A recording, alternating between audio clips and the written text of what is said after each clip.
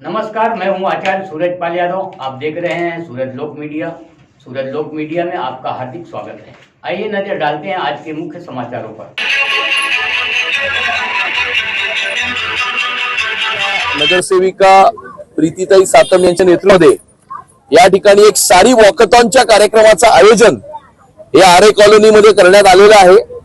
आपण बघताय की मोठ्या प्रमाणावरती शेकडो माता भगिनी आपल्या सकाळी सकाळी या साडी वॉकथॉन मध्ये भाग घेण्याकरता सहभागी होण्याकरता मोठ्या संख्येने या ठिकाणी आलेले आहेत।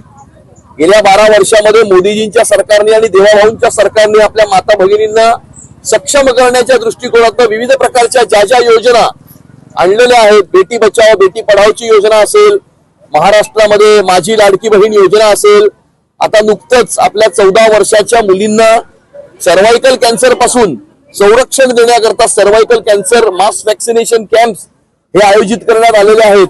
आणि मोठ्या प्रमाणावरती आपल्या मातृशक्तीला सक्षम करण्याच्या दृष्टिकोनातून सरकारने जी पावलं उचललेली आहेत त्याच्या आधारावरती आपल्या माता भगिनी मोठ्या ताकदीनं या पुढे जात आहेत। लाडक्या बहिणी लखपती दीदी होणार आहेत, लखपती दीदी करोडपती दीदी होणार आहेत। आणि आज भारताची अर्थव्यवस्था ही जगामध्ये इतकी मोठी अर्थव्यवस्था झालेली आहे, त्यामध्ये आपल्या मातृशक्तीचा एक खूप मोठा वाटा आहे, खूप मोठं योगदान आहे। मोठ्या प्रमाणावरती आपल्या माता भगिनी उद्योजक होत आहेत। सरकारने दिलेल्या सर्व योजनांचा पूर्ण उपयोग करून startup India, make in India, MSMEच्या योजना असतील त्याच्यामध्ये मोठ्या प्रमाणावरती आपल्या माता भगिनींचा सुद्धा त्यामध्ये सहभाग असून उद्योजक होण्याच्या दृष्टिकोनातूनही त्यांची वाटचाल ही झालेली आणि त्यामुळे आपल्या भारत देशाच्या प्रगतीमध्ये आणि भारत देशाची अर्थव्यवस्था ही या जगातली 4थ्या नंबरची अर्थव्यवस्था झालेली आहे। त्यामध्ये आपल्या माता भगिनींचा खूप मोठा वाटा आहे आणि येणाऱ्या काळामध्ये आपल्या संसदेमध्ये आणि देशातल्या सर्व विधानसभेमध्ये सुद्धा 33% या ठिकाणी महिलांचं सहभाग हा आपल्याला पाहायला मिळणार आहे। साटम साहेब, आपण अध्यक्ष झाला त्यानंतर सर्वात जास्त प्राधान्य हे महिलांना महानगरपालिकेमध्ये मिळालेलं दिसून येत आहे। त्यासोबत लाडकी बहीण योजना असेल, भारतीय जनता पार्टी नेहमीच महिलांसाठी एक मोठं प्लॅटफॉर्म आज तयार झालेलं आहे। नाही, नक्कीच माझी लाडकी बहीण योजना ही महाराष्ट्रातली एक फ्लॅगशिप स्कीम असून मोठ्या प्रमाणावरती आपल्या माता भगिनींना एक सक्षम करण्याच्या दृष्टिकोनातून सरकारने उचललेलं हे सर्वात मोठं पाऊल आहे।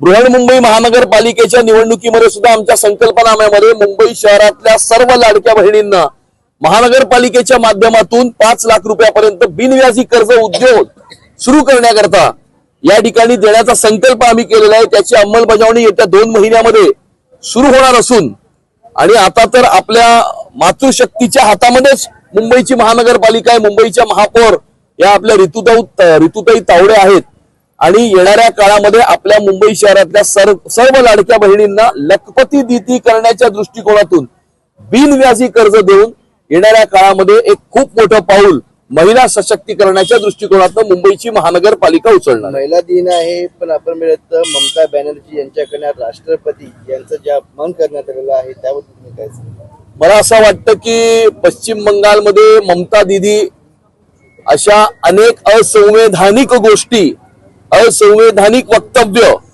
आणि या ठिकाणी या देशाच्या संविधानाची पायामल्ली करून अनेक गोष्टी त्या सरकारच्या मार्फत त्यांनी गेल्या 10 वर्षापेक्षा जास्त कालावधीमध्ये केलेल्या असून येणाऱ्या काळामध्ये पश्चिम बंगालची जनता याचा बदला घेतल्याशिवाय राहणार नाही। साटम साहेब, आपण एक महानगरपालिका आयुक्त आणि महापौरांना एक पत्र लिहिलं आहे मिठी नदी संदर्भातलं। या आधी देखील पाहिलं असेल की जे आधीचं सरकार होतं महानगरपालिकेत त्यांनी कशा प्रकारे मिठी नदीमध्ये भ्रष्टाचार केला, आता तुमच्या या मागणीनंतर ते कशा प्रकारे पूर्ण होणार आहे?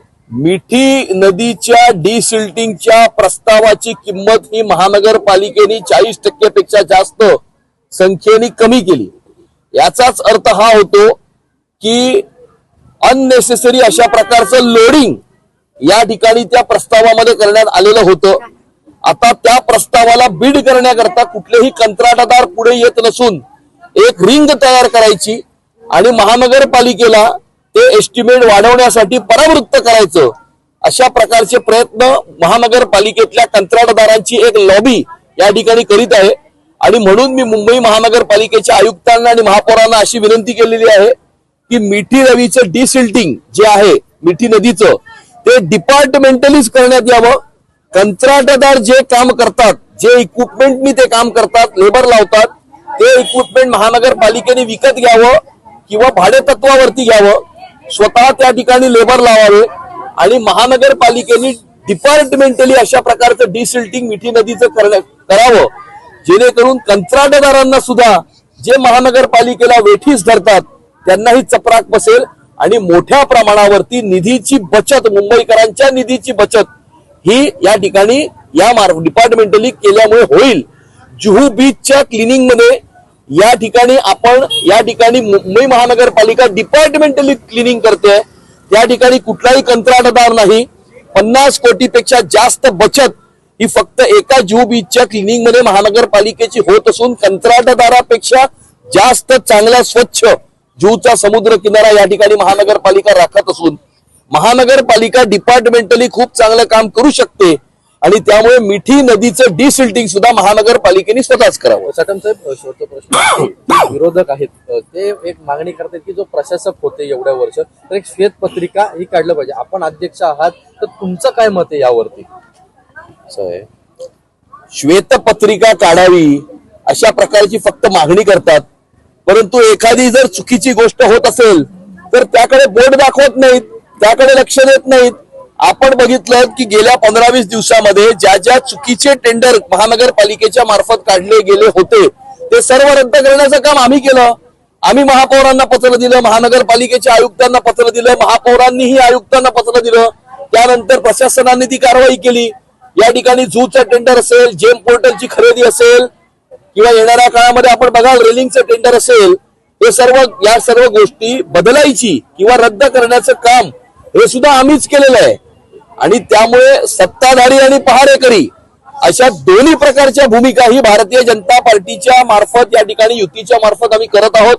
या दोन्ही भूमिका आम्ही निभावत आहोत आणि सत्ताधारी पण असताना आम्ही पहारेकराची भूमिका सुद्धा, प्रशासनावरती पहारा देण्याची भूमिका सुद्धा भारतीय जनता पार्टी आणि शिवसेना महायुतीचे सर्व नगरसेवक नगरसेविका पार पाडतात. कांदिवलीमध्ये ज्या प्रकारे फेरीवाल्यांकडनं पोलिसांवरती आणि अधिकाऱ्यांवरती हल्ला करण्यात आलेला, त्यावरती आपल्याकडनं मी आधीच म्हटलं होतं, विधानसभेत सुद्धा म्हटलं होतं की या ठिकाणी 2 भाग आहेत. एक जेन्युइन या ठिकाणी एलिजिबल हॉकर्स असतील आणि एक हॉकर्सचा माफिया असेल.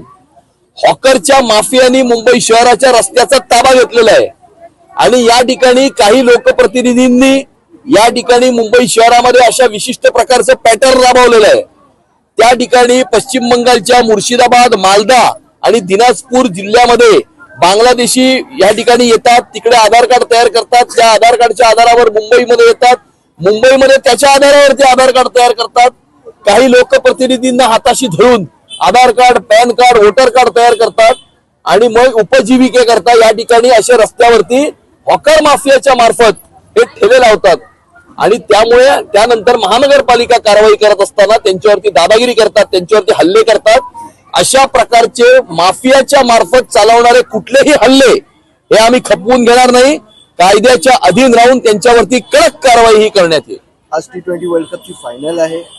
मागची आपण सेमीफायनल पण जिंकली होती. आता काय एकदम नाही, आम्हाला पूर्ण विश्वास आहे की भारतीय क्रिकेट टीमनी ज्या प्रकारचं प्रदर्शन या प्रतियोगितेमध्ये केलेलं आहे, निश्चितच भारतीय क्रिकेट टीम या ठिकाणी हे कॉम्पिटिशन, ही टुर्नामेंट जिंकेल आणि या ठिकाणी विजेते म्हणून भारतीय क्रिकेट टीमच या ठिकाणी संध्याकाळी येईल. सबसे पहले खबर पाने के लिए हमारे चैनल को सब्सक्राइब करें, शेयर करें, लाइक करें, आइकॉन बटन दबाना ना भूलें.